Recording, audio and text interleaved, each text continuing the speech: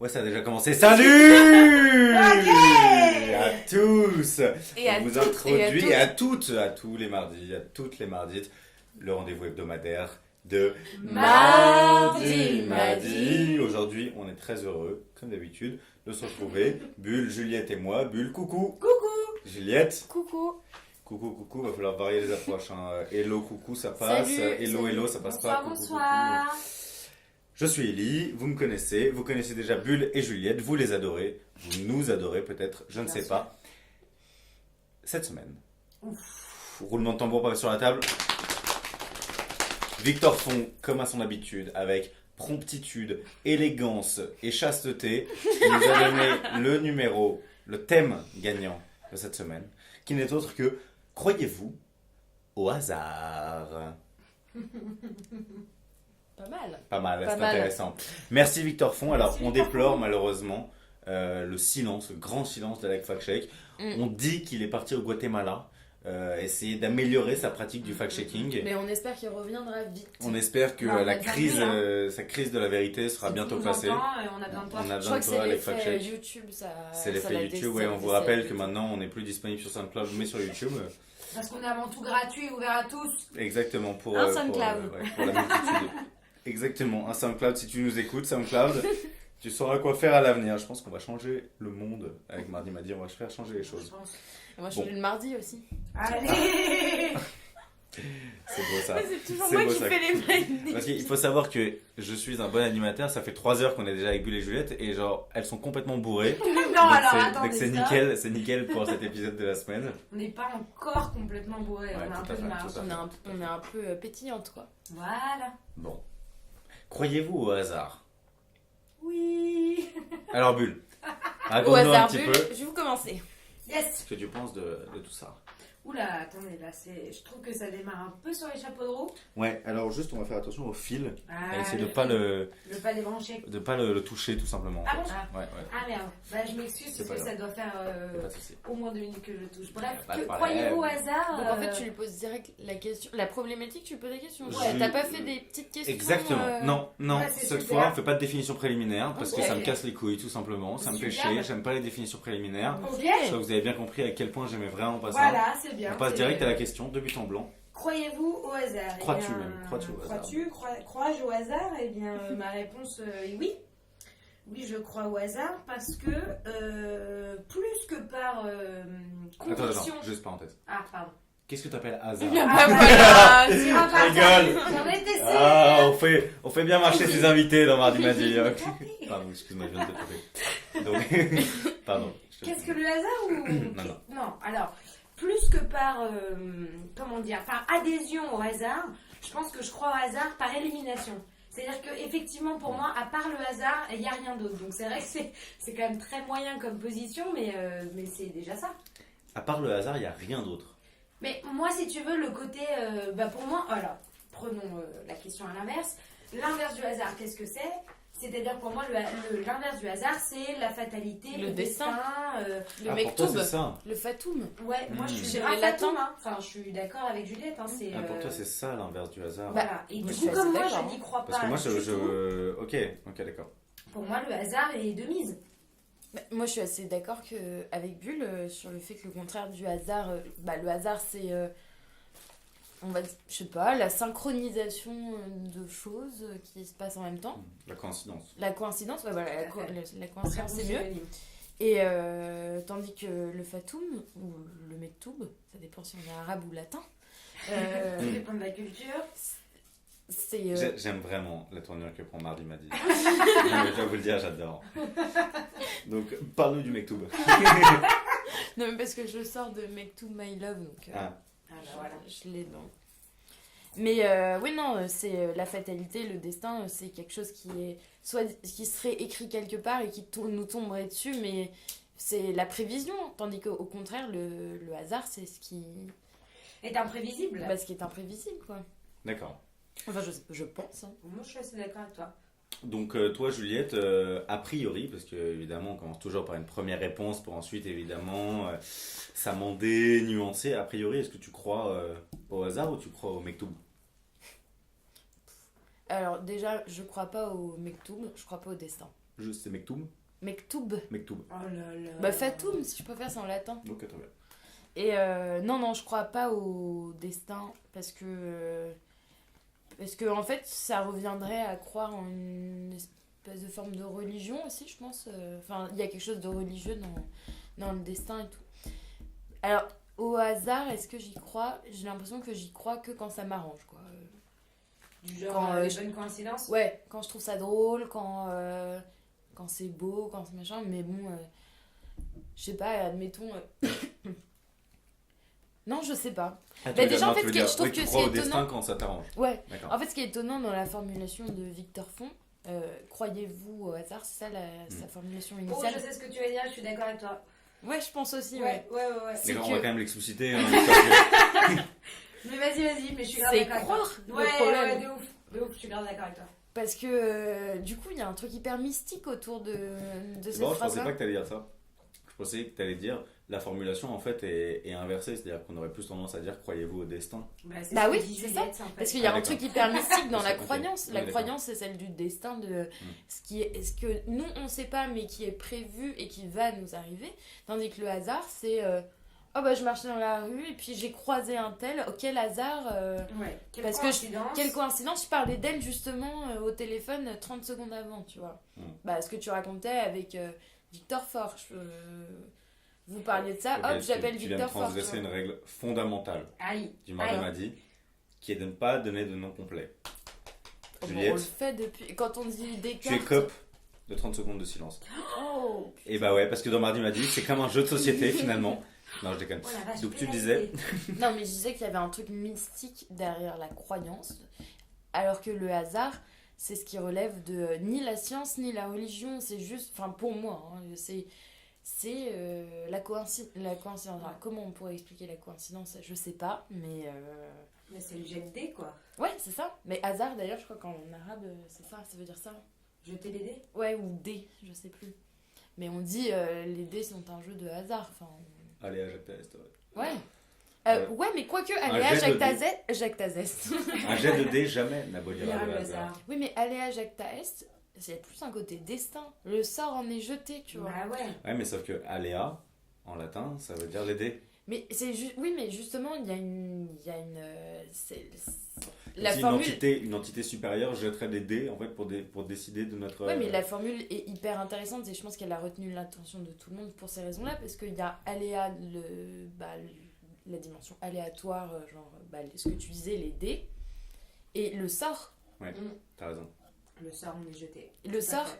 enfin, ou même jeter, tu vois. Jeter, ça veut dire. Ça nous tombe dessus, quoi. Bon, en même temps, c'est vrai que ça pourrait être du hasard. Je pense qu'il y a un aspect aussi assez intéressant dans cette expression. Ce serait l'idée qu'une espèce de dieu déciderait au hasard de nous fixer un destin. Ouais.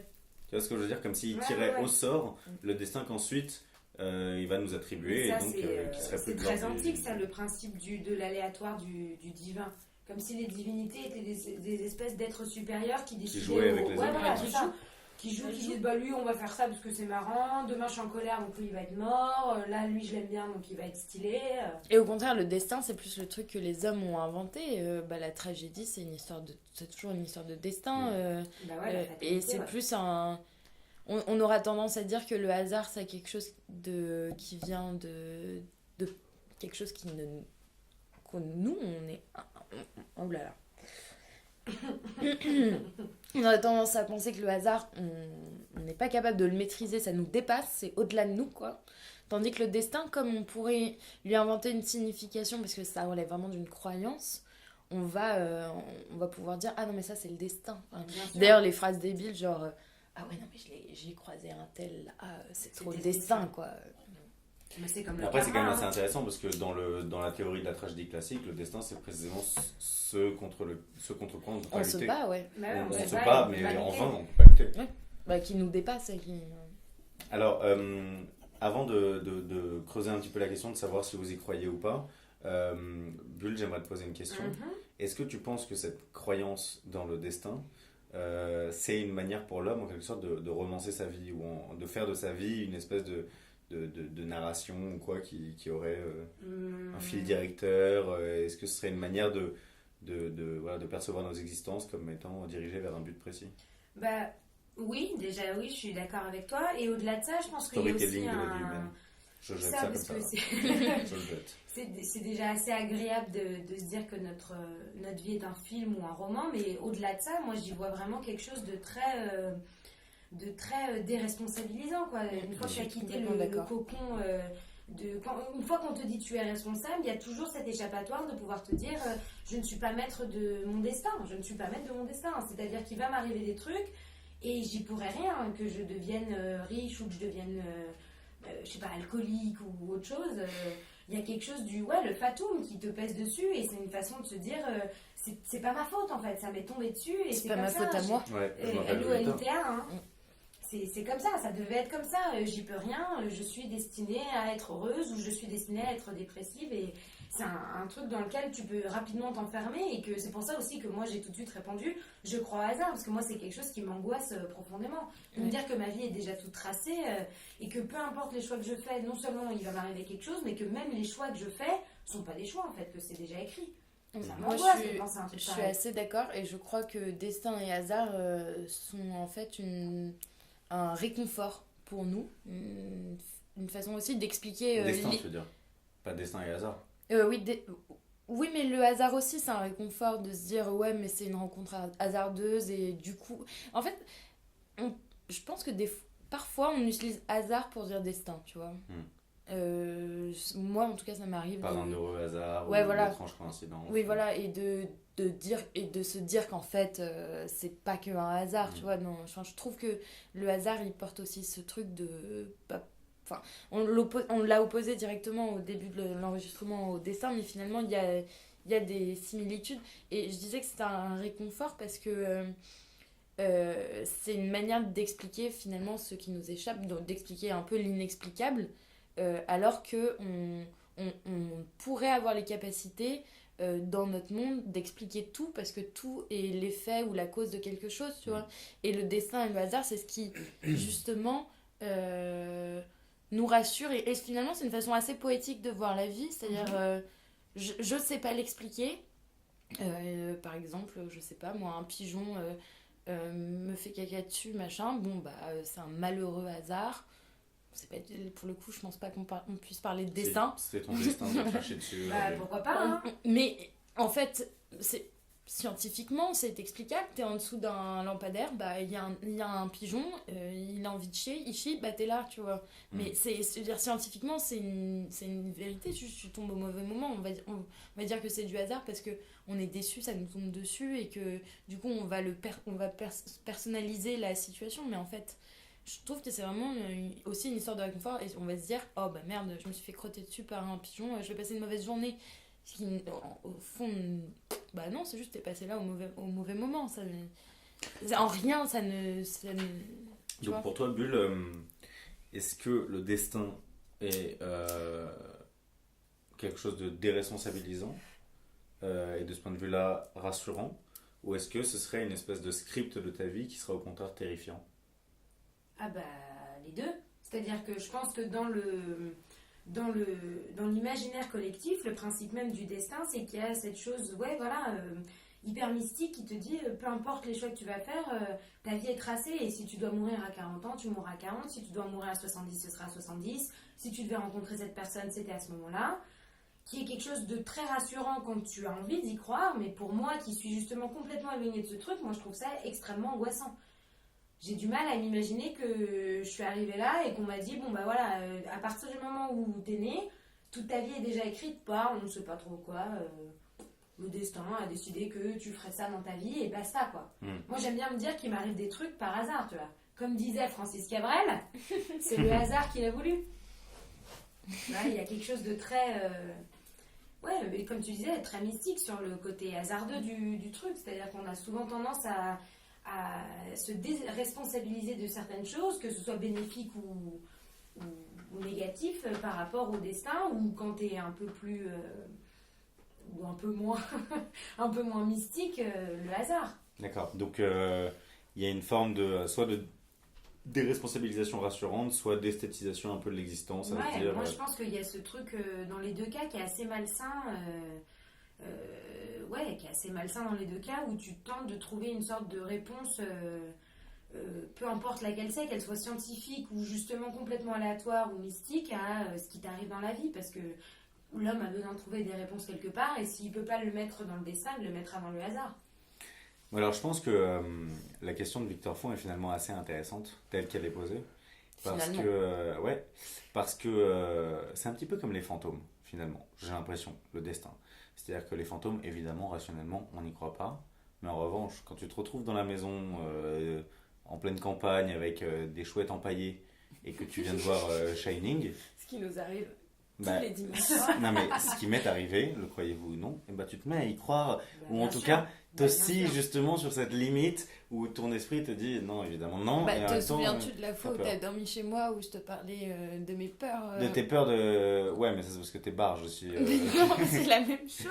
Oui, de tes Ça, peurs je- des silhouettes. Oui, et c'est que je ne sais que ça n'arrive pas, mais pourtant... Voilà. Et ben, vous croyez pas au hasard, mais est-ce que ça vous arrive pas quand même à certains moments de vous Bien dire sûr que non, je mais crois au hasard. ça c'est... Non mais vous croyez pas, pardon, au destin. Ah oui, pardon. Est-ce que ça vous arrive pas parfois justement de vous dire non mais là c'est trop gros? Si. Si, bien sûr, bien sûr. D'ailleurs, Ah. ça serait bien d'avoir des petits exemples là. Bah, Mais je suis en t'en train de prie, Juliette. réfléchir. Ah bah alors Bulle. Un exemple du destin. Alors, moi, j'ai pas des grosses histoires. Ah, si, j'en ai une un peu intéressante, mais pas. Et c'est que des petits exemples hyper factuels. Mais Donc où à chaque t'étais, fois, je me dis. avec cette wow. cigale au bord de la piscine. donc, Alors, non, ce n'est pas une histoire de cigale. C'était l'année dernière, j'étais en stage. Et j'étais en crise existentielle totale parce que j'avais des problèmes absolument dans tous les domaines de ma vie. ok. Donc ça allait pas. Et. Mais ça va mieux, vous en faites pas. Mais ça va mieux, Ça vous va inquiétez mieux, pas, je ça vais va bien maintenant. Je suis devenue alcoolique, mais. T'as perdu un joyeusement. bras aussi, mais bon, Ouais, c'est ça, chill, c'est- tu t'en Mais sors comme on fait de la pour le radio, moment. ça se voit pas. Ça se voit pas, donc c'est pas dérangeant du tout. Du podcast. Et Pas Ah oui, grave. on n'est pas sur les ondes. Non, ça. on Pas n'est encore. pas sur les ondes. Et bref, ça allait pas. J'étais en stage, donc j'étais en stage dans une petite rue à côté d'Odéon. Et ça allait pas. C'était une remise en cause existentielle totale. Je faisais des études de littérature et d'édition. Je savais pas pourquoi je le faisais. J'étais perdue. J'avais toujours voulu écrire. J'avais jamais réussi. J'avais toujours voulu lire. Je savais plus pourquoi je lisais. Bref, c'était la cata. Je sors fumer une cigarette pendant ma pause clope. Il y a un petit rayon de soleil qui m'arrive sur le visage. C'était au mois de mai ou au mois de juin. J'étais bien. Là, d'un seul coup, ça m'a un peu rassurée. Et je regarde la fenêtre sur laquelle je travaillais. Et il y avait un livre qui était posé, que j'avais pas vu en arrivant et qui n'était pas là avant. Et le bouquin, c'était un livre qui s'appelle Je suis écrivain. D'un type, j'ai oublié le nom, mais ça me reviendra. Alex. Alex Fakchek, si tu es là, si tu nous entends, tu pourras regarder. Et non seulement je l'ai pris pour un signe du destin, mais je l'ai pris pour moi. C'est-à-dire que ce livre, il n'était pas là au hasard pour n'importe qui, il était là pour moi. Et c'était une façon de me rappeler que, si je veux être écrivain, je peux être écrivain, ou si je veux être autre chose, je suis autre chose. Enfin, je ne l'ai pas pris comme je suis écrivain, tu vas devenir écrivain. Je l'ai pris comme, déjà, le fameux je suis. Je me suis dit, mais c'est juste pour moi, quoi. Je suis en crise existentielle, j'ai plus aucune réponse. Et j'ai même pas vu qui est la personne qui a déposé ce livre. Pourquoi est-ce qu'il l'a déposé sur mon rebord de fenêtre, dans une rue où il n'y a absolument aucun passage, un bouquin avec je suis quelque chose. Et je me suis dit, mais il est pour moi ce livre, quoi. Et je l'ai pris, je l'ai lu, et ça a été beaucoup mieux après. Mais ça, c'est un des signes où je me souviens m'être dit, est-ce que ce serait pas un peu le destin, quand même, qui m'envoie un signe pour me dire, wake up, ça va aller, quoi. Après, je suis pas devenue écrivain entre-temps. C'est ce que j'allais dire. Bulle, depuis, a publié 3 livres chez Gallimard, Eh Flamme non. à Rayon. Toujours pas, mais ça va toujours bien, par contre. Bon, bah merci cet inconnu ou ce destin. Le c'est la livre tombé question. du ciel. Ouais, complètement. D'accord. Et toi, Juliette, alors, est-ce que tu as des histoires de, De destin, là. de justement, hasard j'étais en que train- tu as personnifié en destin? J'étais en train de réfléchir quand Bulle racontait son anecdote là et je suis sûre que j'en ai, mais alors là ça vient pas du tout. J'ai des hasards, j'ai des mauvais hasards. Tu sais, le genre de hasard où t'as dit, ça m'est arrivé avec Vladimir, mais il y a longtemps, il y a genre 1 an à peu près, où tu dis que t'es pas dispo pour le voir, puis tu le croises dans la rue. Donc Vladimir, Si Si tu nous entends, ça nous fait plaisir. Vladimir est l'actuel copain de Juliette. Bah, en gros, cette histoire, elle est assez drôle. C'est qu'il m'avait envoyé un message pour me dire ouais, je projette mon film, je sais pas où, à Saint-Denis et tout. Et moi, j'avais envie de voir son film, mais j'avoue, c'était à Saint-Denis, donc grosse flemme, tu vois. Et Pour les petits Parisiens comme ça. voilà, c'est ça. Et en même temps, j'avais un vernissage dans le Marais. et avec deux potes, Camille et Gabriel, que vous connaissez. Et du coup, bon, j'avais dit non à Vlad. Et j'avais dit oui à Camille et Gabriel. On se retrouve dans le Marais, on fait le vernissage et on va boire un verre. Donc, en face du carreau du Temple, donc à l'autre bout de Saint-Denis quand même, tu vois. Il était genre 21h, un truc comme ça. Et là, je vois quelqu'un passer. Et c'était genre Vlad et ses 5-6 potes qu'il avait ramenés à la projection. Et Vlad qui me voit et qui me fait genre, mais t'es pas un vernissage. Et donc c'est genre de hasard plutôt rigolo parce que... Plutôt malaise surtout. Oui, mais en fait ça va parce que Ouais. j'avais pas menti, j'avais dit que j'avais un vernissage, j'avais un vernissage dans le Marais. Et c'est juste que, oui, effectivement, j'étais en train d'être en terrasse tranquille. Et j'avoue, j'aurais pu faire l'effort d'aller à Saint-Denis, mais je l'ai pas fait. Mais c'est plus un hasard drôle parce que... Mais pour le coup, c'est du hasard, c'est pas du destin. C'est juste, il est à Saint-Denis, moi je suis dans le Marais, moi je vais boire un verre juste à côté parce que c'est en face. Eux, je sais pas ce qui leur est passé par la tête pour se dire on va dans le Marais boire un verre alors qu'on est à Saint-Denis, mais bon. Il se trouve qu'on s'est rencontrés à la même minute, au même moment, au même endroit. Quoi. Ouais, Enfin, ouais. c'est drôle. Mais... Alors moi j'ai pas particulièrement d'anecdotes précises sur le hasard ou le destin, mais en revanche j'ai un syndrome que absolument tout le monde a, qui est le syndrome des vraiment bonnes journées et des vraiment Ah oui. mauvaises journées. Ah oui, ça, Classique. je suis Le classique. complètement d'accord. C'est-à-dire Classique. vraiment, ça arrive régulièrement qu'il y ait certaines journées où tout s'est accordé pour me faire passer une journée de merde. Mais c'est évident, moi, hein. j'appelle ça les journées de la loose. Une journée de la loose. Et parfois j'ai des journées où vraiment mon cœur s'illumine parce que tout est là quoi. Ouais, bah ouais. Tout Ça, est bien. C'est quand même agréable. Hein. Et souvent, ça prend la forme assez étonnante de, je sais pas comment le formuler, c'est la dernière ou c'est le dernier qui me reste, je vous m'explique. Je me lève, il me reste une capsule de café. C'est parfait. Je sors, il Un reste, slip. Un rayon de non, soleil. il reste un Vélib. Alors le truc avec le Vélib, c'est assez incroyable, vraiment. À chaque fois que je passe une vraiment bonne journée, à chaque fois, il reste un Vélib ou une place pour mettre le Vélib. Ouais, bah ouais. Et systématiquement, c'est comme ça. Et sinon, dans les mauvaises journées, systématiquement, il reste un Vélib, mais il est cassé. Ouais, bah classique. En Hein. plus, moi, j'en ai des exemples de journées de la loose. Hein. Là, Mais ça bien vient sûr. pas, mais Mais putain, c'est ouais. le syndrome du chétan. Hein. Moi, j'ai eu ça en première. J'ai fait la totale pendant. En 2 semaines, ma mère a eu un AVC. Mon mec m'a quitté. Mon immeuble a brûlé. Et ma tante est morte. C'était Ah ouais. 2 semaines avant mon bac. Ok, bon. De- Bah, Ah ouais, non, mais je, là, retire, je retire ce que je viens de dire sur les vraiment mauvaises journées parce que. Non, mais tu vois, Oh putain. c'est-à-dire que là, c'est le chétan. C'est-à-dire que quand ma tante est morte, pardon, j'ai dit ma grand-mère, mais non. Quand ma tante est morte, c'est horrible, mais j'étais même plus surprise. Je me disais, mais tu vois, Il manque quoi, là Voilà, il fallait que ça m'arrive, quoi. C'est comme quand j'ai passé mon permis. Après, je vais arrêter avec cette histoire de permis parce que ça m'angoisse, mais je veux dire, mon permis, météorite j'ai sur la l'impression qu'il y a voiture. eu tellement. Quand la météorite est tombée sur ta voiture, c'était vraiment incroyable. Bah voilà, c'est-à-dire que le jour où j'ai passé mon permis, j'étais persuadée que j'aurais une météorite tellement j'avais l'impression que le destin voulait m'empêcher d'avoir mon permis. Alors j'ai pas eu la météorite, mais j'ai eu la tempête qu'on n'avait pas eu en 10 ans, quoi. Donc je me suis dit, c'est pareil, est-ce qu'il n'y a pas une sorte de fatoum qui m'a vu et qui a dit, elle va douiller. Le permis, si elle l'a, elle va douiller sa race. Mais quand je l'ai eu, j'ai eu un peu cette impression, mais pareil, c'est ça quand ça nous arrange, hein. Mais j'ai eu vraiment l'impression de faire un pied de nez au destin, de lui dire, chais, c'est genre, chais, je l'ai eu mon permis, tu vois. Alors qu'en fait, il y avait que à moi qu'il fallait que je me prouve quelque chose. Mais j'ai eu besoin de rehausser cette fierté en me disant non seulement je me suis prouvé à moi et mon entourage que je pouvais l'avoir, mais j'ai prouvé au destin que j'arrivais à outrepasser ces lois et que malgré la tempête, je l'avais eu. Alors pourquoi on fait ça? Pourquoi on fait quoi? Pourquoi on. Alors même qu'on sait très bien Ouais. pourquoi on met notre mauvaise. Voilà, j'allais dire notre mauvaise chance, mais encore une fois, c'est des hasards, des coïncidences hasardeuses. Pourquoi on personnifie ça et on met sur le coup d'une instance supérieure ou Je d'un pense destin? qu'on a besoin de croire à Mais des ouais. choses, quoi. C'est hyper rassurant de se dire.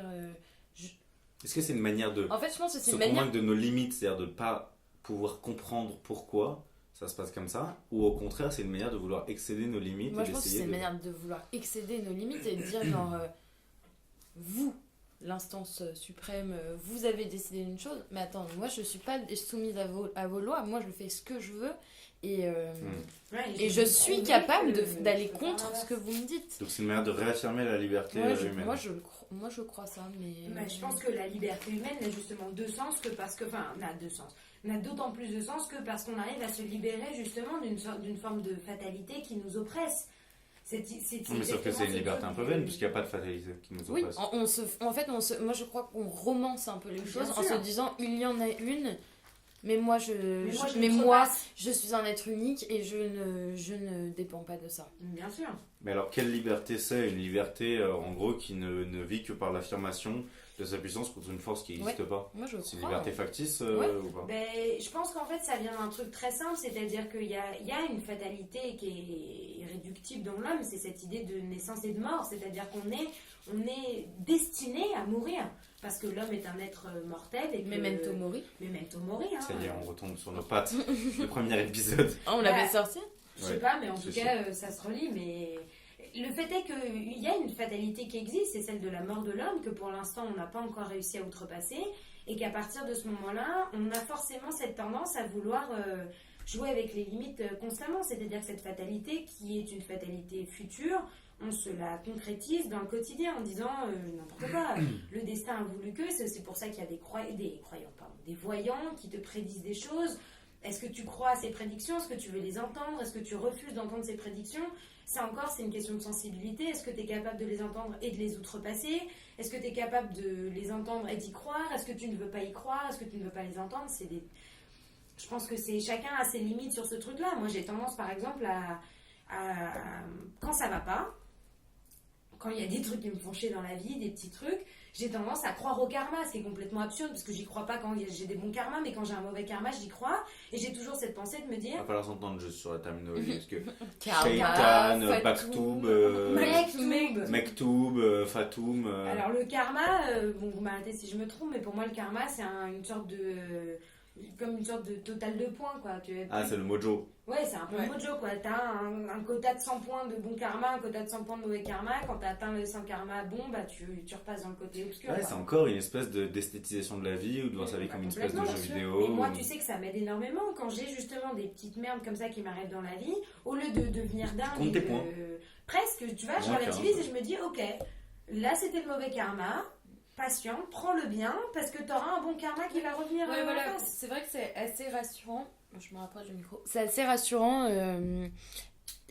Bon, a posteriori, les mauvaises journées sont assez rassurantes parce que, enfin, pour le coup, moi, j'aurais tendance à me dire, ça a mal commencé, ça va continuer toute la journée, c'est pas grave, c'est fait comme ça, et puis demain ça ira mieux, machin. C'est ça, et c'est un truc qui est complètement pas rationnel, parce que c'est pas parce que le matin tu te lèves et il y a plus de capsule de café ou je sais pas quoi, que après tu vas pas faire un truc bien ou quoi que ce soit. C'est juste que tu vas te justifier en disant c'est pas moi, c'est comme ça, ça me tombe dessus et je choisis pas, et puis c'est bon, on a mal commencé la journée, continuons sur cette voie-là, tu vois. Donc tu le vois moins comme une sorte de résignation, qui est comme le fait tout simplement d'accepter de passer une mauvaise journée, et le lendemain ce sera mieux.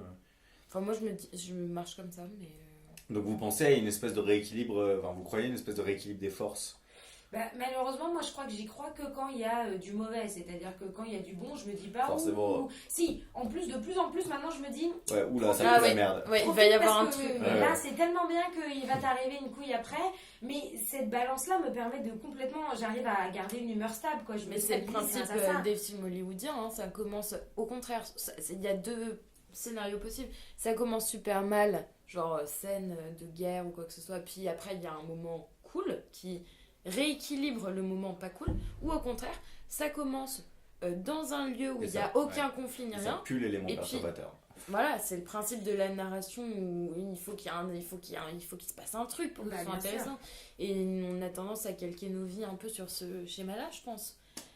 Et alors, à partir de quel moment, en gros, on passe simplement d'un constat de différents hasards à un moment de c'est le destin? C'est-à-dire, moi je vais me lever, il y aura plus de capsules de café, je vais me dire bon, il n'y a plus de capsules de café. Ensuite, je vais descendre dans la rue, il n'y aura plus de Vélib. Donc là, ça va commencer à augmenter, etc. Est-ce que vous pensez qu'on a chacun une espèce d'échelle individuelle où genre on bascule de l'explication rationnelle, genre ah oui, j'ai pris 2 cafés hier, donc j'en ai plus aujourd'hui, à genre l'explication un peu genre mystique de c'est le karma. Oui, moi j'en suis convaincue, mais parce que encore une fois, il y a quelque chose de très rassurant dans le karma où tu arrives à te convaincre que c'est pas de ton ressort et que ça va passer et que ça va être mieux après. Il y a toujours ce truc du ça pourrait pas être pire. Évidemment que ça pourrait être pire, il y en a plein de situations où ça pourrait être pire. Mais il y a ce truc un peu, un peu mystique où tu te dis bon bah attends, ça va là. Le destin s'est acharné sur moi, il s'est bien foutu de ma gueule, demain ce sera quelqu'un d'autre et ça va pas me tomber dessus, quoi. Alors, moi je vous propose de vous orienter dans une conception un tout petit peu moins mystique du destin Ouais. et un peu plus rationnelle, qui est par exemple, imaginez un Du ami destin ou du hasard alors du destin. Ok. Un ami à vous lit énormément depuis sa plus tendre enfance et évidemment 20 ans plus tard, il devient écrivain. Genre, vous avez tendance peut-être à dire à ce moment-là, bah évidemment qu'il allait devenir écrivain, c'était son destin, c'était sa destinée.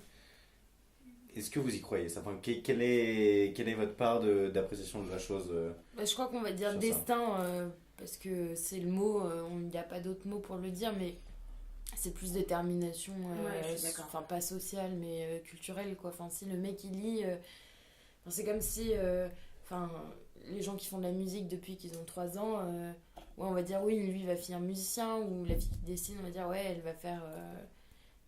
Elle va être artiste peintre, ou enfin, enfin Donc, ça ne veut rien dire. Enfin, pour moi, c'est un peu Ouais. ridicule. C'est pas parce que t'as une prédestination, tu vois, c'est des mots qui sont un peu bizarres, mais pour une pratique que tu vas en faire, que ça va être ton mode de vie. Je pense plus tard, que tu tu le vois. remarques quand ça arrive et moins Oui, quand, voilà. quand tu le fais pas. Tu sais, on va te dire, ouais, voilà, c'est ça. C'est-à-dire que, admettons, sur 10 personnes qui font de la musique à 3 ans, s'il y en a un qui va être musicien, on va dire, ah ouais, c'est son destin. Et pourquoi ce serait pas le destin des 9 autres? Bah, parce que juste on le dit a posteriori, je pense. Enfin, Ouais, c'est bah ouais. un abus de langage en Et fait. puis c'est un peu un cercle vicieux. Pour prendre un exemple très personnel, tu vois, moi qui m'appelle Bulle, qui a un prénom hyper original, il y a plein de gens qui vont dire mais Bulle ça te va trop bien parce que t'es hyper, je sais pas, extraverti machin. Mais c'est pas parce que je m'appelle Bulle que je suis extravertie, c'est parce que, enfin tu vois, ou c'est parce que t'es extraverti que tu t'appelles Bulle. Bah, non, mais pourquoi pas? Je sais que moi, mes parents, ils ont eu tendance, justement, quand ils m'ont donné un prénom, ma mère, elle avait très peur de tous ces prénoms qu'elle aimait bien, mais qui étaient accrochés à des gens qui avaient une vie pas facile. Par exemple, mon deuxième prénom, c'est Julie, et ils n'ont pas voulu m'appeler Julie parce qu'autour d'eux, ils avaient que des Julie qui avaient mal fini. Et ma mère, au fond d'elle-même, elle avait ce truc du je ne peux pas appeler ma fille Julie parce qu'elle va avoir une vie pourrie. Donc elle va appeler Bulle, et il se trouve Désolé que... pour toutes les Julie. Oui, je m'excuse pour toutes les Julie qui ont une superbe vie, hein, c'est pas contre vous, mais il y avait un peu ce truc du... Parce que tu t'appelles Bulle, t'es prédestinée à être un peu, tu vois, un peu, je sais pas, vaporeuse, tu vois, t'as un prénom original, tu vas être extravertie. Mais si ça se trouve, j'aurais été exactement la même avec Caroline, par exemple. Alors sur tu les vois. prénoms, c'est complètement de la superstition, mais sur Ça les dépend pour qui. destins de vie, entre guillemets, il y a quand même quelque chose qui est moins mystique, qui est de l'ordre plutôt, comme tu disais, Juliette, de la construction sociale, où par exemple, voilà, tes parents ont vécu dans tel ou tel environnement, bah tu vas te destiner à être plutôt de telle ou telle manière. C'est un peu le rôle aussi de la psychanalyse, de voir dans quelle racine, quelle racine t'as, et d'essayer de comprendre un petit peu pourquoi t'es comme ça aujourd'hui. Ça, vous y croyez ou pas, cette espèce de construction Ah ouais, sociale? moi la détermination sociale, j'y crois Oui, moi, j'y vraiment. crois complètement. Mais dans quelle mesure? Parce que bien sûr qu'on y croit, mais dans quelle mesure est-ce que ça a un impact sur l'individu, sa détermination Bah, de toute sociale? façon, tu trouveras toujours des exceptions, et justement, je crois que l'exception, c'est la confirmation qu'il y a détermination sociale, parce qu'il y a réaction, enfin, Tout à fait. il y a contradiction à la détermination sociale et adhésion totale à la détermination sociale. Donc en fait, c'est un principe qui est ni vrai ni faux, tu vois. Je sais pas si c'est très Ouais. clair, Moi, je comprends ce que mais tu veux dire. À partir du moment où il y en a un exemple, ça veut dire que ça existe de fait et que genre, ça a un impact. C'est ça que tu es en train de dire. oui. C'est-à-dire Enfin, que moi, je c'est crois que l'exemple même- de 1 sur 10, tant qu'il y en a un qui fait ce pourquoi, entre guillemets, il Oui. était prédestiné, ça veut dire que d'une manière ou d'une autre, ça existe et que ça Oui. a un impact. Oui. Et le fait qu'il y en ait 9 qui soient en réaction avec cette détermination sociale, c'est ce qui fait exister aussi le principe de détermination sociale, qui fait que bah il y a rejet aussi. Ouais, il y a rejet. C'est le C'est principe. c'est pas Il y a forcément l'idée. de Autant l'acceptation adhésion sociale, que rejet en fait, je pense, dans la détermination sociale. D'accord. Je pense, hein, Et je sais pas.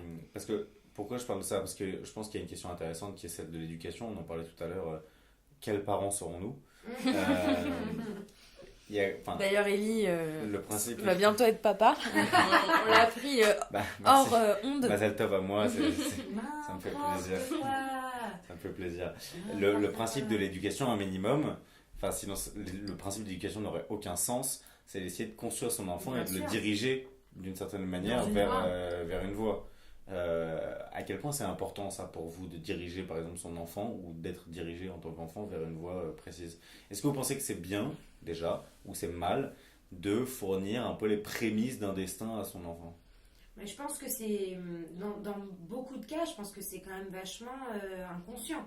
C'est-à-dire qu'évidemment, tu refiles ta culture à ton enfant parce que c'est comme ça que tu es. Et donc, tu n'as pas d'autre choix que de lui refiler d'une certaine manière, ne serait-ce que la façon dont tu t'exprimes, dont tu tiens. Pour prendre un autre exemple très précis, personnel, moi, je sais que, par exemple, le concept de pudeur, c'est quelque chose que j'ai appris auprès des autres avec qui je grandissais et non pas auprès de mes parents pendant des années.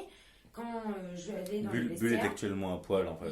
Voilà, c'est ça. Non, mais les parents de Bulle ne sont particulièrement pas pudiques. Voilà, c'est ça. Oui. C'est-à-dire que mes parents, ils n'avaient pas du tout cette notion de pudeur, que ce soit entre nous, en famille ou même plus largement envers les autres.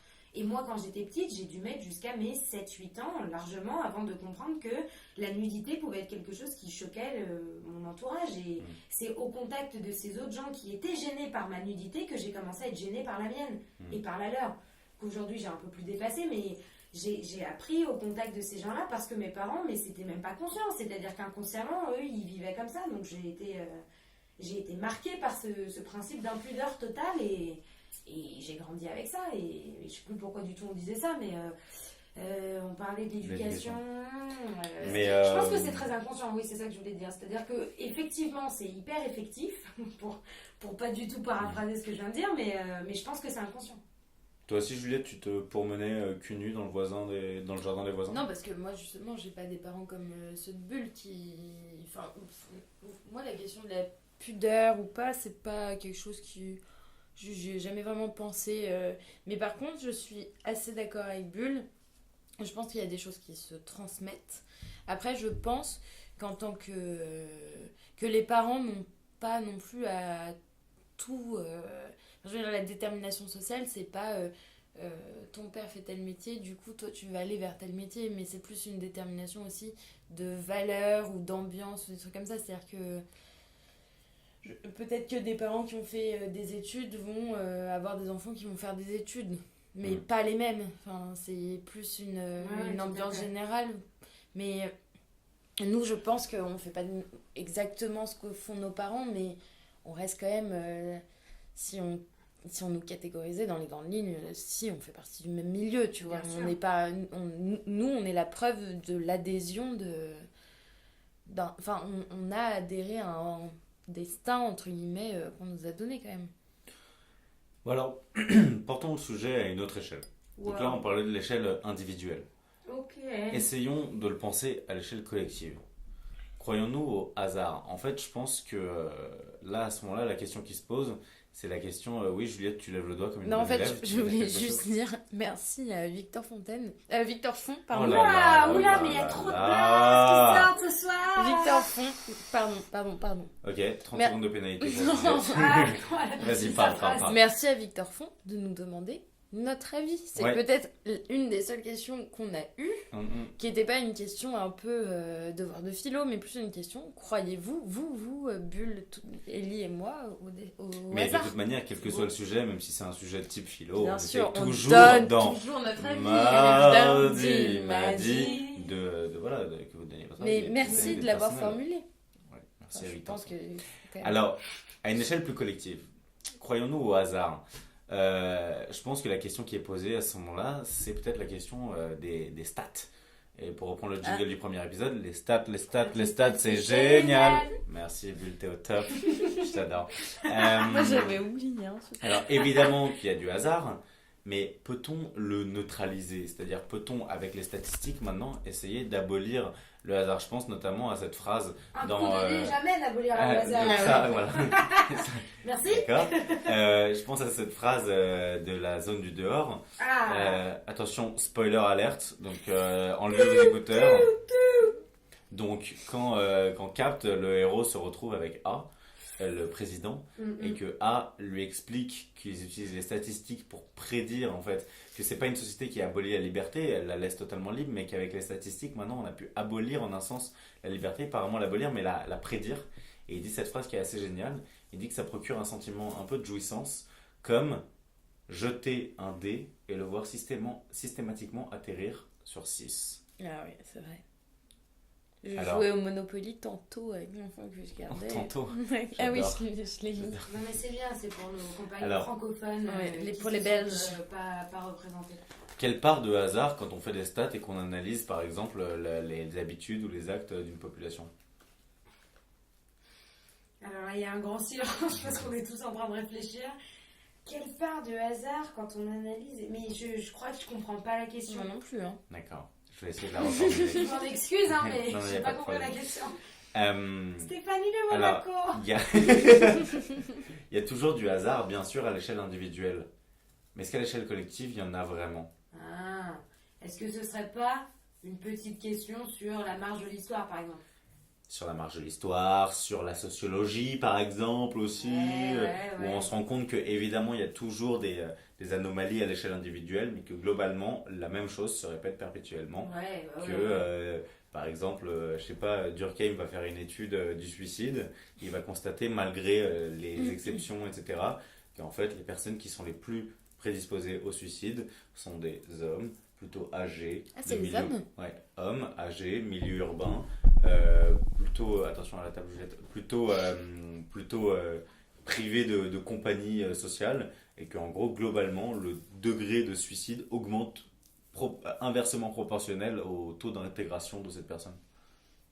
Et alors là, la question, c'est en quoi le hasard joue là-dedans, dans ces statistiques-là? Bah non, mais c'est... En quoi il a une... Déjà, est-ce que vous pensez qu'on peut vraiment prédire l'homme à l'échelle collective?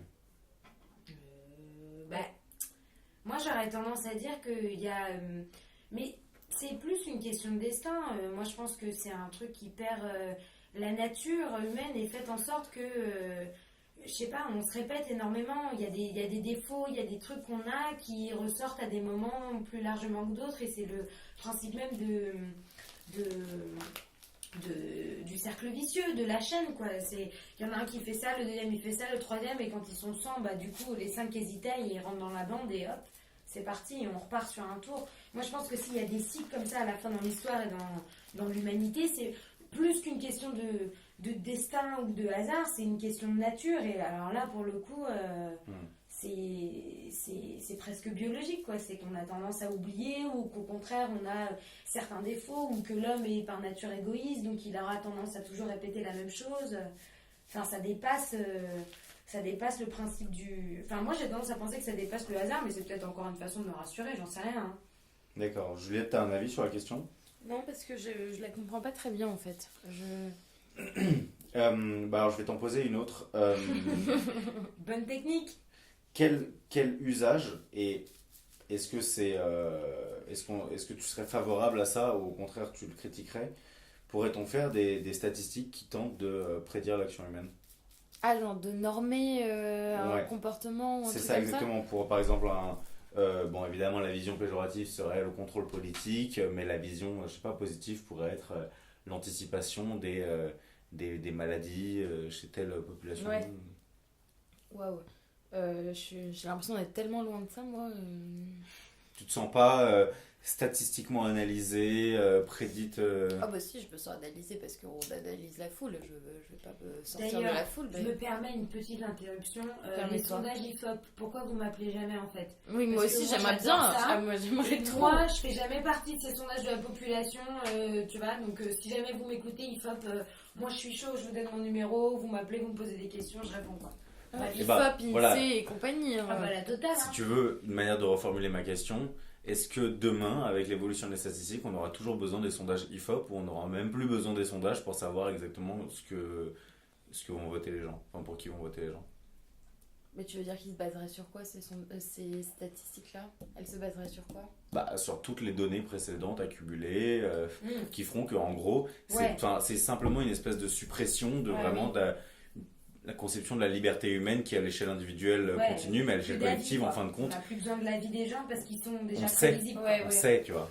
Il n'y a Ah plus ouais, de là, on est hasard, il y a plus de hasard. Scénario on- d'anticipation. Ouais, c'est ça, un petit peu l'anticipation, mais flippant, quoi. qui est pas si futuriste que ça. Futur. Ah ouais. Bah, quand même. Ah ouais, je te jure. N'importe quoi. Alors là, on a notre animateur qui part En sucette. Ouais. Mais attendez, parce que Ouais, moi, j'avais je suis un un truc- peu perdue Moi, là. si, moi j'avais un truc à dire, mais moi je pense qu'en fait tout ça c'est une question qui est hyper ambivalente parce que ça fonctionne par période, c'est-à-dire qu'il y a une période où effectivement les statistiques vont être très bons Et précisément parce que ces statistiques vont être très longues, il y a toute une frange de la Tu dis un population. statistique. J'ai bugué aussi. On dit quoi? T'as dit les statistiques vont être très bons. On dit une, non? Ouais, Bonne. ok. Et bah, La première fois, je me suis dit, non, ça doit être une erreur. J'ai fait la deuxième fois, je me suis dit, non, c'est pas du Avec hasard. quoi je peux confondre? Ça, ce n'est pas du hasard. T'inquiète. Vont être très bonnes et du coup face à ces statistiques qui vont être très bonnes, il y a une frange de la population qui va dire bah, je vais aller contre les statistiques. Enfin moi je trouve ça assez Oui, mais ça, je pense ouais, que c'est c'est une aussi sorte de prévisible, balancement. tu vois. Justement, c'est encore une fois la théorie du rejet. Bon, en même temps, les statistiques sont pas suffisamment fiables. Enfin, on l'a vu. ouais mais alors Je vais attends, ressasser le truc chiant de Jean-Marie Le Pen au second tour. C'était pas prévu, hein. C'était quand ça? C'était en 2002. 2002, ouais. Pourquoi je connais cette date par cœur? Moi, c'est la première manif que j'ai faite de ma vie. Ah ouais, 7 ans. Moi je me souviens plus. Enfin, je l'ai faite. Je l'ai pas faite. Je l'ai Mais, faite en accompagnant dis-moi. mes parents, quoi. Oui, tape-moi pendant que tu t'exprimes. Dis-moi, prenons un exemple beaucoup plus... Parce qu'en fait, le problème de ces statistiques collectives, c'est qu'on se base sur un tas de choses sur des habitudes, que ce soit culturelles, alimentaires ou sociales. Prenons un individu lambda, tu le mets face à un chemin où tu as le choix entre la gauche et la droite. Ça, on l'a déjà Ouais, fait, ça, on l'a déjà fait. Dans le genre hasard, est-ce que tu peux vraiment prévoir pour chaque individu le choix qu'il va faire? Moi, je pense pas. Hein. Bah, je pense que si tu as accumulé assez de données sur la personne par rapport à cette situation précise, Mais ça veut dire quoi, accumuler des données sur cette situation? bah, ça veut dire que par exemple, tu l'as. Si tu connais Si son tu as fait une contexte expérience, social, en gros, si tu as fait une expérience où tu prends une même personne et tu l'as mise devant deux chemins, un qui va vers la droite, un qui va vers la gauche, et tu as reproduit l'expérience 1000 fois avec la même personne. Ah ouais. Tu vois, D'accord. tu as accumulé ces données. C'est pour ça que je parle du vote, c'est Ouais. qu'avec le vote, ça se reproduit, c'est répétitif, et en plus de ça, il y a tout un autre nombre de données qui te permettent d'anticiper en gros ce vers quoi la personne va aller, tu vois.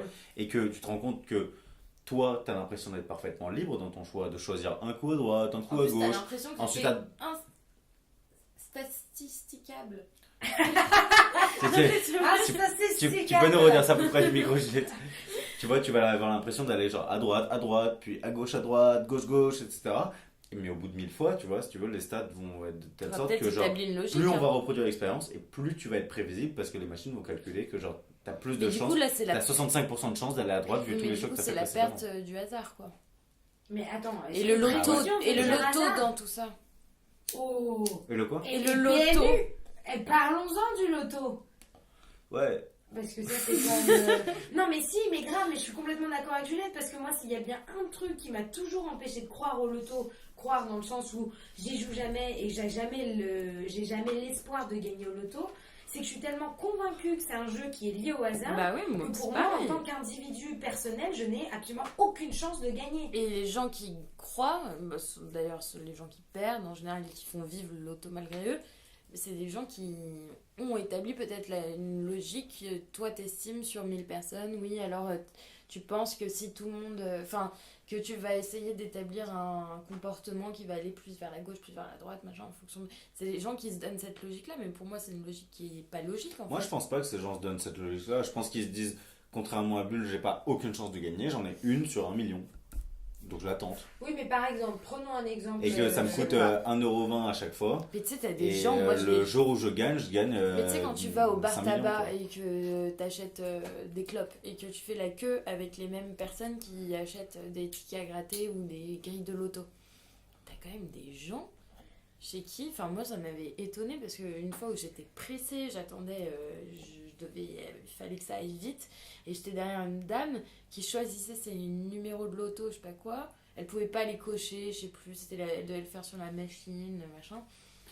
T'avais l'impression qu'elle mettait en place un plan hyper stratégique. Et parce quoi. que de fait, Parce que aux 3 derniers tours, le numéro 37 était jamais tombé, Bah. alors c'est sûr qu'il tombera au prochain, enfin je sais pas, un truc. mais de fait, elle a pas totalement tort parce que comment dire, je crois, peut-être j'ai une connerie, que mathématiquement les numéros se renouvellent pas en termes de statistiques à chaque fois que le loto recommence. Mais C'est comme pur cette. hasard. Non, pas. Oui, Je mais crois, c'est comme moi. ce problème de maths qui consiste à dire que tu as 3 cases, enfin tu sais, c'est ce jeu télévisé où tu as 3 cases devant toi. Tu as une voiture, enfin tu gagnes une voiture si tu. Oula, mais c'est trop compliqué pour moi. Vas-y, continue. imaginons, tu sais, ces jeux télévisés où tu as des espèces de panneaux, et il y en a 3.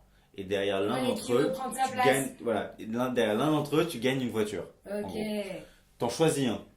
Le panneau se retourne. Ouais, il n'y a pas de voiture. En fait, t'en choisis un mentalement. Imaginons celui tout à droite. Ouais. Ok. La voiture, tu sais qu'elle est derrière un des 3. Ils retournent un panneau. Celui du milieu, par exemple. Il n'y a rien Ok. derrière. Je te suis. Il reste le panneau tout à droite, le panneau tout à gauche. Derrière l'un d'eux, il y a une voiture. Un bâtard. Il se trouve que, à ce moment-là, l'animateur demande: est-ce que vous décidez de changer votre choix? Sachant qu'au début, tu avais fixé ton choix sur le panneau de droite. Mathématiquement, je ne saurais pas vous l'expliquer, dans ces cas-là, il faut change de choix. changer de choix. Ah ouais? Il faut changer de choix parce que tu as plus de chances, statistiquement, de gagner la voiture si tu changes de choix à ce moment-là. Mais ça n'a aucun sens. Bah, ça n'a aucun sens intuitivement, mais mathématiquement, c'est le cas. Ah mais moi je suis nulle en maths. Ça veut dire quoi? Ça veut dire que pour les numéros du loto, le hasard, enfin les dés ne sont pas jetés genre de 0 à chaque fois qu'il y a un nouveau loto. C'est que certains numéros sont déjà tombés, donc statistiquement il y a plus de chances pour que d'autres numéros tombent. Ah bah tu vois, ça je l'ignorais complètement. Et bah alors Moi, je moi, pensais j'ai Mais un- Victor Fond nous expliquera Oui, parce que c'est Victor un peu son- scientifiquement c'est comment un ça peu fonctionne, son truc, mais ça. de fait c'est véridique. Mais moi j'ai un contre-exemple à ça. Mhm. D'ailleurs, ça te donne envie de jouer. Ça veut pas dire au que loto. si, non mais je préviens nos auditeurs qui voudraient le tester, hein. Ça veut pas dire que si tu changes de choix, tu vas y arriver à chaque fois. Ouais, hein. bien Mais sûr. d'ailleurs, c'est une drogue, hein, faut faire attention. Hein. Ouais. Méfiez-vous des PME. C'est le moment politiquement correct, hashtag consensus Hashtag consensus. de l'émission.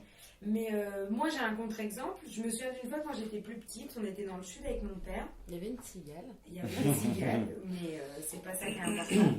Et il s'est levé un matin, quand je dis matin, il devait être midi, 13h. Et il m'a dit, Ok. on Donc y pas le va, matin quoi. on va jouer au loto. Mon père qui ne joue pas du tout au loto. Là, il On sent- vous prévient tout de suite, il a pas gagné. hein. Si. Quoi? Non mais attends. Non, mais il a Ah, pas gagné une il est somme de mauvaise dingue. langue, tiens. Mais il a... Non. Attends, laisse-moi finir mon histoire. On a été au bar tabac du village d'à côté. Et mon père a coché, mais des nombres, je sais plus, une suite de 7 ou de 8 nombres, mais genre convaincu, tu vois. Et je me suis allée lui avoir demandé, qu'est-ce que tu fais? Enfin, d'où viennent ces nombres? Il m'a dit, j'en ai rêvé cette nuit, je ne joue jamais au loto, à part quand je rêve de chiffres. Il a joué les chiffres qu'il avait rêvés, sans déconner. Il n'a pas gagné une somme de ouf, mais il a gagné un peu plus de 60 balles. Et il a joué uniquement parce qu'il avait rêvé de ces chiffres-là. Wow. Bah, alors là, Alors que, ouais. Tu vois? si on croit plus au destin après ça. Bah, non, mais c'est un exemple. Putain, parmi Bulle, elle a d'autres. toujours une anecdote Mais là, sur la c'est- fin de Mardi Madi qui nous fout la chair de poule. Tu te souviens un peu ce que c'était la dernière fois?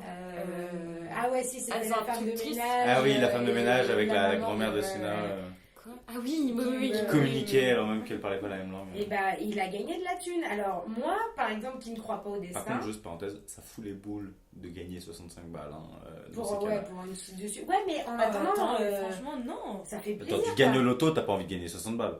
Bah, Non, mais enfin, le tu loto, gagnes au loto, c'est ça qui est important. Ouais. Bon, c'était- T'avais 1500, enfin je ne sais combien de fois plus de chances de perdre que de Bah ouais. gagner. Et moi, j'ai toujours suivi ce mantra. Bon, j'ai encore jamais joué au loto parce que j'ai jamais rêvé de chiffres. Mais depuis ce jour-là, je suis convaincue que le jour où je rêve de chiffres, je me pose pas la question, je vais jouer ces chiffres. Et au pire, je perdrai 2 balles et demie, mais c'est pas grave. C'est juste que même si j'ai beau être une sorte de meuf hyper convaincue que le destin n'existe pas, le jour où je rêve de chiffres, je les joue. D'accord, donc J'ai même jamais rêvé de chiffres. même dans les esprits les plus rationnels, la superstition rôde toujours. Ah oui, c'est oui, parce que c'est- prémonition. Toi, Juliette, le jour où tu rêves de chiffres, tu vas jouer au loto. Bah, pour le moment, j'ai jamais de ma vie Ouais, rêvé moi de non plus. chiffres. Donc, ça C'est juste peut- ça qui fait un Je- peu chier. Mais j'avoue que si, justement, une fois ça m'arrive de rêver, si ça m'arrivera, si ça m'arriverait, si ça m'arrivait, Ludo, t'es vraiment instastisticable, toi. hein. si ça m'arrivait de rêver de chiffres, c'est vrai que je me demanderais pourquoi soudainement j'en rêverais. Quoi. Eh oui. Donc peut-être que je me poserais la question. Après, je sais pas combien coûte une grille de loto. J'ai déjà joué au loto, mais genre petite quand mes parents ils se sont dit. Enfin, souvent c'est étonnant. Genre nous, c'est un truc qu'on fait quand on est en vacances dans le sud, dans le bar tabac à Gonfaron, vous connaissez. On se dit allez hop. Mais en vrai, c'est pas vraiment du loto, c'est plus les tickets à gratter. Et le mieux qu'on a pu faire, c'est rembourser ce qu'on avait perdu, mais on n'a jamais gagné quoi. Mais de fait, c'est assez intéressant parce que Alors bon, il y a énormément de gens qui jouent à ces jeux de hasard total, mais je pense qu'il y en a encore plus qui jouent à des jeux qui mêlent ton action personnelle, ta liberté et une part de hasard. Je pense aux jeux de cartes par exemple, où concrètement bah, tu as la main que tu as, mais ensuite il y a toute une influence de la manière dont tu joues, etc. Et il y a un certain plaisir, j'imagine, à faire avec aussi le hasard et à essayer de le transformer en quelque chose de moins hasardeux. Ou à te dire, j'ai eu ces cartes, bon, elles sont pourries, et finalement, tu arrives à en faire quelque chose. De bien. Comme si, comme si c'était pas du hasard total, comme s'il y avait une espèce de, tu vois, de... Mais plus que du hasard, c'est un peu cette idée que tu peux contrecarrer le hasard, tout comme tu peux contrecarrer le destin. C'est un truc très humain, ça c'est l'hubris. De se dire, peu importe ce qui m'arrive... C'est grec, hein, l'hubris. C'est si je peux me permettre. Putain, c'est enregistré. C'est quand même le concept le plus grec qu'on ait pu imaginer. J'ai mal au cul là. Là, je me suis pris un petit passis dans le cul là. Pour moi, le concept de l'hubris, il est hyper tourné autour de ce principe du fatum et du hasard. Juste, Juliette, parenthèse. Quand je fais une blague et que tu rigoles. Ah oui, il faut que je rigole fort. J'aimerais bien que tu rigoles, voilà, parce que Juliette là était morte de rire, mais juste elle le fait silencieusement. Elle était morte de rire, ok. Et elle le fait silencieusement et ça me fait chier parce que les auditeurs se disent putain, le mec rigole tout seul de sa propre blague de merde quoi. Mais ça me fait penser à la phrase jamais 203, qui est quand même. Quelle angoisse, et c'est tellement vrai malheureusement. Qui n'a rien n'a rien. Ah, qui ne tente rien n'a rien. Qui n'a rien n'a rien. Ouais, mais ça, je la connais pas. Mais t'inquiète, c'est la variante. Non, mais jamais 203, c'est quand même le truc du hasard un peu débile, genre. 2 fois il m'arrive une merde, c'est sûr qu'il va m'arriver, elle va m'arriver. La 3e fois elle va me retomber dessus très très vite, tu vois. Ouais, mais pareil, c'est hyper rassurant. Elle pourrait très bien ne jamais arriver, et dans ce cas-là tu diras jamais 203. Mais si toi, Bulle, admettons, il t'arrive 2 merdes dans la journée, je vais te dire jamais 203. Si elle arrive, j'aurais l'air intelligente. Si elle arrive pas, on aura oublié ce que j'ai dit. Bien sûr, mais moi en plus je relativiserais complètement cette 3e merde parce que je vais me dire, le dicton l'a prédit. Alors, pour finir ce podcast, j'aimerais bien c'est déjà émission. La fin, là. C'est déjà bientôt la fin, on est à 57 minutes. Aïe. J'aimerais vous parler d'un truc qui, moi, m'intrigue beaucoup et qu'on appelle, en termes un peu techniques, les prophéties autoréalisatrices. Je ne sais pas si vous savez ce dont il s'agit ou pas. Je connais pas, non. Si. En gros, c'est l'idée selon laquelle on te formule une prophétie sur ton destin. C'est Oedipe, ça. Et le fait que tu le saches, exactement, c'est Oedipe. Le fait que tu le saches, t'oblige à la réaliser. te fait la réaliser plus ou moins, tu vois. S'il n'avait pas su, Oedipe, il n'aurait pas quitté ses parents d'adoption. Hein. RIP Oedipe, si tu nous entends. Mais Oedipe, il savait pas. Si, il savait. En fait, c'est ça le truc. Il savait qu'il allait coucher avec sa mère et tuer son père. Et donc, il a fui ses parents d'adoption. Il le savait. Il le savait. Oui, il le savait. Et donc, précisément, en rejetant la chose, oui, bien sûr, en disant, je vais aller épouser une autre femme que ma mère, et il tombe sur sa mère. Il a été élevé par ses vrais parents. Donc, qu'est-ce que vous pensez des prophéties autoréalisatrices? Parce que là, on est quand même dans un cas de pur destin, mais qui se change parce que tu le sais en vérité, etc. Tu vois, c'est l'idée de forger son propre destin et en même temps, c'est-à-dire que tu forges ton propre destin, donc c'est contraire à l'idée du destin. Et en même temps, il y avait quand même une part de destinée à la base. Ouais, mais moi je suis convaincue que il faut pas. Moi c'est pour ça que je veux pas savoir les trucs comme ça. Vous voulez, ok. Allez, je vais vous la donner, ça me fait plaisir. Allez. Ma grand-mère. J'allais justement dire, vous avez une petite anecdote et de prophétie autoréalisatrice. Ma grand-mère, il y a des années, bon, ma grand-mère est morte aujourd'hui, mais à l'époque. Quoi? Ok. Non, mais ma grand-mère qui est morte il y a des années. Hein. Aujourd'hui. Mais non, Monique, si tu nous écoutes, ne vous inquiétez pas, Monique va toujours bien. Non, je pensais la révélation au milieu du podcast. Non, mais tu dis de façon assez naturelle. Non, genre, ma grand-mère est morte aujourd'hui. Autant pour moi, erreur de formulation. Je voulais dire ma grand-mère qui est morte à ce jour, quoi, tu vois. D'accord. Ok, autant pour moi, hop, on change. Tout va bien. Gros bad. J'espère que c'est pas... Oula. Attention, Monique, tout va bien. Ok. On a commencé très rationnel, là on va tous toucher du bois, donc doucement on va toucher la table. Ok. C'est bon, là on est devenu super superstitieux. Super superstitieux, vas-y Bulle. Donc, ma grand-mère, il y a quelques années, il y a une bonne trentaine d'années, elle a été voir une voyante pour rigoler, parce que ma grand-mère n'y croyait pas, mais voilà. J'en ai une comme ça aussi. C'est parfait. Avec sa meilleure amie, et cette voyante lui a dit, Simone, tu mourras à tel âge, et sa copine qui s'appelait, j'ai un trou, c'est pas grave, appelons-la Bernadette. Bernadette, c'est cool. Simone, tu mourras à tel âge, et Bernadette, tu aurais une canne entre cet âge-là le jour où ta meilleure amie va mourir est ta mort et tu mourras le même jour que Simone, 1 an après. Ça s'est réalisé. Comment ça s'est réalisé ? Moi, je pense que c'est simplement parce que le jour où Simone est morte, Bernadette a eu ce truc, elle s'est souvenue Elle a de ce retenu truc-là. la date et le jour. Et donc, elle a eu cette canne parce qu'elle était faible et qu'elle était vieille et qu'elle allait mourir d'un jour à l'autre et elle y a pensé tellement fort le jour où elle est morte qu'elle en est morte. Mais c'est ma vision rationnelle des choses. Si ça se trouve, c'était le fameux destin préétabli. Elle était au courant de cette prophétie et d'une certaine manière, elle l'a auto-réalisée. Parce qu'il fallait qu'elle s'auto-réalise. Ouais. Parce qu'elle était tellement convaincue de ce truc-là que si elle était morte un jour après, ça n'aurait plus eu aucun sens. Donc, je pense qu'il y a Après, un je pense très que bon de la mélange. même manière que pour les 10 enfants musiciens, dont un je pense qu'il y a beaucoup de prophéties de voyantes qui se réalisent pas. Bien C'est juste sûr. qu'il y en a une qui se réalise, tout le monde pète un Bah, alors câble. voilà, j'en ai une qui s'est Bah, tout à réalisée fait. aussi. C'est ma mère qui travaillait à l'Opéra de Paris. Et devant le Palais Garnier, il y a souvent des femmes qui te lisent dans les trucs de la main. Tu Les sais, lignes de la main, des ouais. lignes de la main, elles te prennent la main, elles te disent deux, trois trucs. Et en fait, après, elles attendent que tu leur donnes de l'argent. Et ma mère s'était un peu fait avoir. Et la fille lui dit un truc, elle lui donne des sous. Et en fait, elle lui avait dit un truc genre méfiez-vous des nombres. Elle lui fait une suite de nombres et tout machin. Et il se trouve que une semaine après, bon, c'était prévu, mais la boss de ma mère à Garnier change pour une autre femme. Et une monstre apparemment. Enfin, Une monstre. une monstre, une femme monstrueuse. Enfin, qui était pas gentille, qui était horrible avec son personnel, machin. Tout. Et il se trouve qu'en fait, bon, ma mère est partie à ce moment-là, 1 mois après que la personne arrive, parce que c'était insupportable et que bon, c'était trop pesant, elle voulait changer de boulot, puis je crois qu'elle a eu une autre opportunité. Et vraiment, elle en avait souffert pendant cette période où la personne venait de changer.